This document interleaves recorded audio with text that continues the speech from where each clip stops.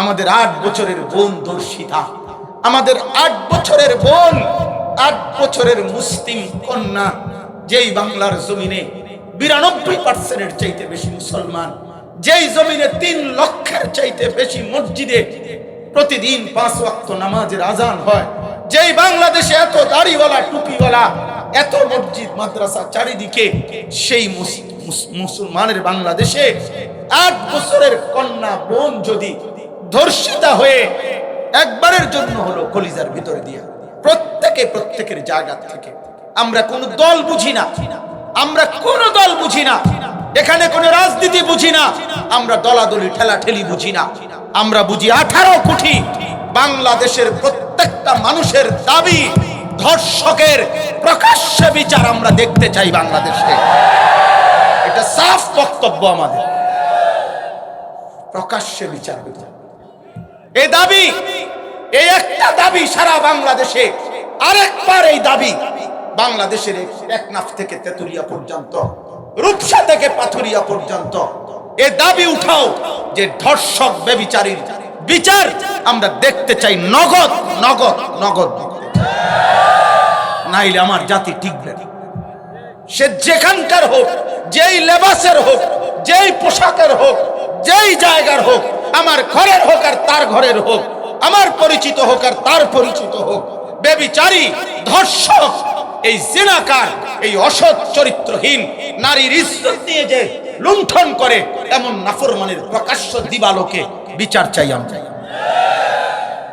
নাই তো থামবে না এই পাপ, নাই তো এই জাতি বাঁচানো যাবে না। যেই নাফরমান সেই দেশে আর আমরা ভাই চালাপ হইল কি ভাই, বলো নওজোয়ান, ওই দেশে আমরা বেঁচে থাকার অর্থ কি? আগামী দিনে তোমার বোন, তোমার ছোট্ট বোনের নিরাপত্তা কি? আপনারা যারা বাবা, আপনাদের ছোট্ট মেয়ের নিরাপত্তা কি? বৈশা বৈশা প্রত্যেকের হাতে হাতে, হে বাবারা, প্রত্যেকে ছেলে ফেলের হাতে একটা একটা মোবাইল দিয়া দেন, দেন সবাই মিল্লা মোবাইল দিয়া দেন, দে আব্বা তোর হাতে মোবাইল তুলে দিলাম, নারী দেখ, নর্তকী দেখ, উলঙ্গ ছবি দেখ, জিনার ব্যভিচারের দৃশ্য দেখ, হারাম ছবি দেখতে দেখতে এক এক যুবক কুত্তার মতো হয়ে যায়, কুত্তার মতো। যৌন চাহিদা পূরণের জন্য, লজ্জাস্থানের চাহিদা পূরণের জন্য এই নাফরমান কুত্তার জানোয়ারের মতো হয়ে যায়। ফলে আর তার কাছে আল্লাহ, খুদা, আখিরাত, ইজ্জত, সম্মান কিচ্ছু থাকে না, কিচ্ছু থাকে না, কিচ্ছু থাকে না। বলো ভাই, আগামী দিনে আমাদের নিরাপত্তা কোথায়? আমাদের বোনের নিরাপত্তা কই? আমাদের ছোট্ট কন্যার নিরাপত্তা কোথায়? বলো আব্বা, তোমরা বলো, অনেক ছেলে তোমরা এখানে আছো, তোমরা নওজোয়ান, বলো আগামী দিনে, এখন যাদের বয়স 60 বছর, আশা করা যায় তোমাদের আগে তারা কবরে চলে যাবে, কিন্তু তোমাদের যাদের বয়স 18 বছর, 20 বছর, এই অনিরাপদ ভূমিতে, যেখানে হত্যা, ধর্ষণ, যেখানে নারীর নির্যাতন, কন্যা সন্তানকে, এই ঘটনা তো আইয়ামে জাহিলিয়াতে, আমরা আজ থেকে 1450 বছর পূর্বে, ইসলাম পূর্ব যুগে, যে অন্ধকার যুগ, জাহিলিয়াতের ইতিহাসে এমন ঘটনা কি হুজুর ছিল? ওই যুগেও তেমন ঘটনা হয় নাই যে এভাবে ধর্ষণ করে কল্লা আলাদা করে ফেলে। এত বড় নিকৃষ্ট জানোয়ার ওই জামানাতে তো ছিল না। আমরা কোথায় যাচ্ছি? আমাদের দেশ কোথায় যাচ্ছে? আমাদের যুবক তোমরা কোথায় যাচ্ছ? আমাদের নওজোয়ান এত নারী কেন দেখো, এত ছবি কেন দেখো? দিন রাত মোবাইল দিয়া কি কর? বলো বাবা, কি কর? চুল এগুলা বেঈমানের মতো বানাইছো কেন? এক ওয়াক্ত নামাজ পড়তে মন চায় না।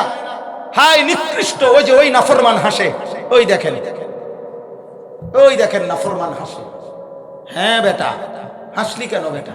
মানে হে বুঝছি আমারে কয়, নাই তো লজ্জা করে মাথা নোয়ানো উচিত ছিল বেটা। আফসোস করা দরকার, আফসোস করা দরকার,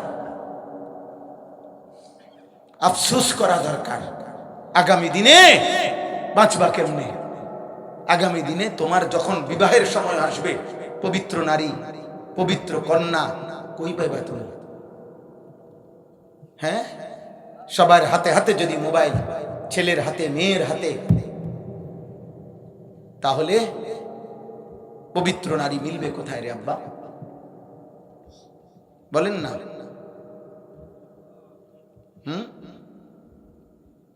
আমি সাফ কথা ভেবে দেখে, তোমরা এই ছেলেরা ভেবে দেখো, গুনাহ তোমাদেরকে তো, আখেরাত তো আছেই, জাহান্নাম তো আছেই, দুনিয়াটাও তো জাহান্নাম বানায় ফেলবে, দুনিয়াটাও তো আগুনের টুকরা বানায় ফেলবে। আমাদের বেঁচে থাকাটাই তো কষ্টকর হয়ে যাবে, আমাদের আগামী জেনারেশনের বেঁচে থাকাও কষ্টকর হয়ে যাবে। আমরা এই জন্য চিল্লাই, এত অস্থিরতা। শুধু ওয়াজ আমিও জানি না, শুধু কিচ্ছা কাহিনী আমিও বলতে পারি, লম্বা লম্বা ঘটনা, ইসলামের ইতিহাসের অনেক ঘটনা, এগুলো আমি পারি আলহামদুলিল্লাহ। বেহুদা ঘটনাও আমি অনেক জানি, আজাইরিয়া ঘটনাও কইতে পারুন। আমি অনেক আগে অনেক ঘটনার বই, কিচ্ছার বই পড়তাম।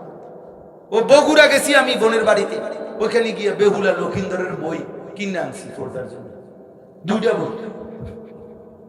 সাপে কাটছে যে লক্ষিন্দরের বেহুলা কলা গাছের বেলাত করে আপনি ইয়া নিয়ে গেছে, এটি পড়ছি বই হবে। রহিম রুব্বানের ঘটনা, এগুলো তো পড়ছি আমরা। গল্প বললে ডালিম কুমারের গল্প, এ তো বলাই যাবে আব্বা, কিন্তু তোমাদেরকে ফেরাবে কে? আল্লাহর দিকে ডাকবে কে? বোনের ইজ্জত যেখানে নিরাপদ নাই।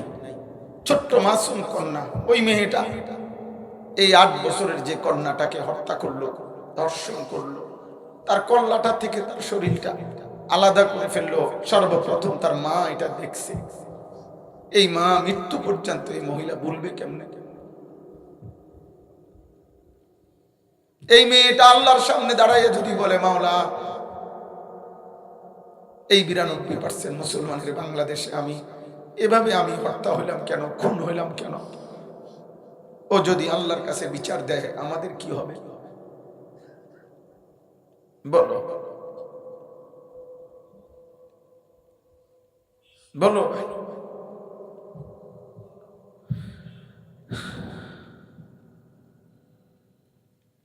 সিরিয়ার এক মেয়ে, এই সিরিয়ার বিগত জালেম সরকার ছিল বাশার আল আসাদ, অসংখ্য বাচ্চা, শিশু, নারী, পুরুষকে যে হত্যা করছে,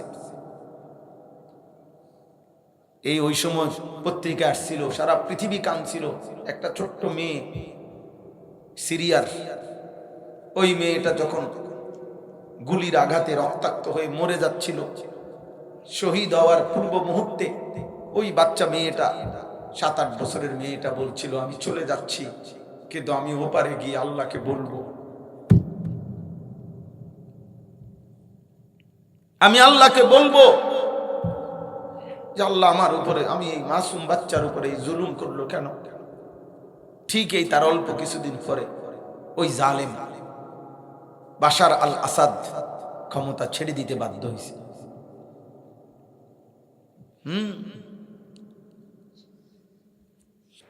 কেমনি আগা? আমারও তো ভাই 4.5 বছরের একটা বাচ্চা মেয়ে আছে, রাতের 3টাও যদি বাজে, বিশ্বাস করেন ও কোনোদিন ঘুমায় না, যতক্ষণ আমি বাসায় যাই।